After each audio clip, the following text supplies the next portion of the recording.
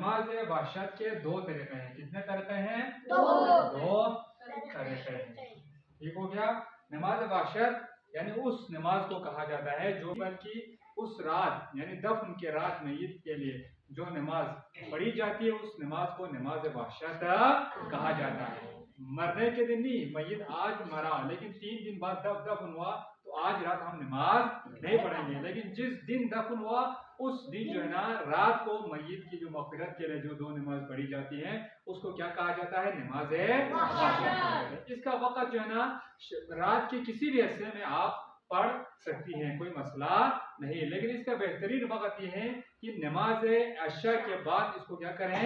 بجا لائیں. کس طرح بجا لائیں؟ اس کے 2 طریقے ہیں. پہلی صورت میں کیا ہے؟ پہلی رکعت میں. کون سی رکعت میں؟ پہلی رکعت میں کیا کریں؟ سورہ حمد کے بعد کیا کریں؟ ایک مرتبہ آیت الکرسی، ایک مرتبہ آیت الکرسی. دوسری رکعت میں کیا کرنا ہے؟ دوسری رکعت میں سورہ حمد کے بعد کیا ہوگا؟ 10 مرتبہ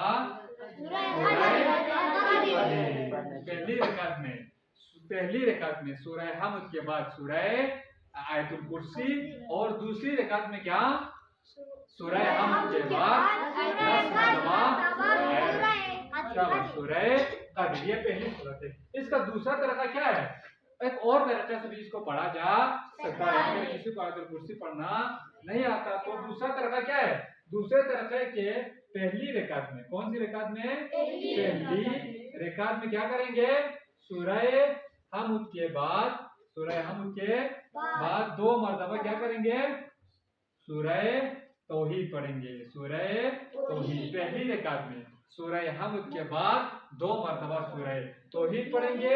جبکہ دوسری رکعت میں. کون سی رکعت میں؟ دوسری رکعت میں سورہ حمد کے بعد کیا کریں گے؟ 2 مرتبہ سورہ تکاثر پڑھیں گے. 2 مرتبہ سورہ تکاثر پڑھیں گے. یہ کون سا طریقہ ہے؟ دوسرا طریقہ ہے. پہلے طریقے میں آپ جس طریقے سے بھی پڑھیں کوئی مسئلہ نہیں ہے، دونوں صحیح ہے. پہلے طریقے میں آپ پہلی رکعت میں سورہ حمد کے بعد آیت الکرسی، اور دوسری رکعت میں سورہ حمد کے بعد 10 مرتبہ سورہ انا انزلنا یا سورہ قدر آپ پڑھیں گے. دوسرے طریقے میں پہلی رکعت میں سورہ حمد کے بعد 2 مرتبہ کیا کریں گے؟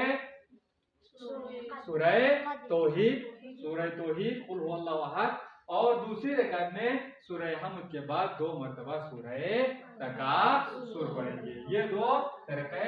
اور آپ نے کیا کرنا ہے؟ میت کی نماز کو، یہ نماز آپ میت کی مغفرت کے لیے اور اس کے نام ہدیہ کریں گے. اور دونوں صورتوں میں چاہے آپ پہلے طریقے سے پڑھ رہا ہو یا آپ دوسرے طریقے سے پڑھ رہا ہو، جب آپ کا نماز ختم ہو جائے تو آپ نے کیا پڑھنا ہے؟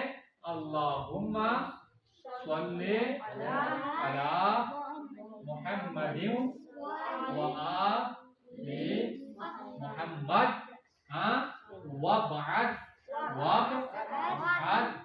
ثوابها قبر فلان کی جگہ پر آپ نے میت کا نام لینا ہے.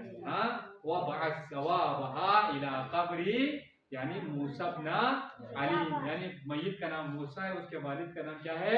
علی ہے. تو آپ موسیٰ ابن علی، موسیٰ ابن علی، جعفر ابن محمد یعنی میت کا اور اس کے والد کا آپ کیا کریں گے؟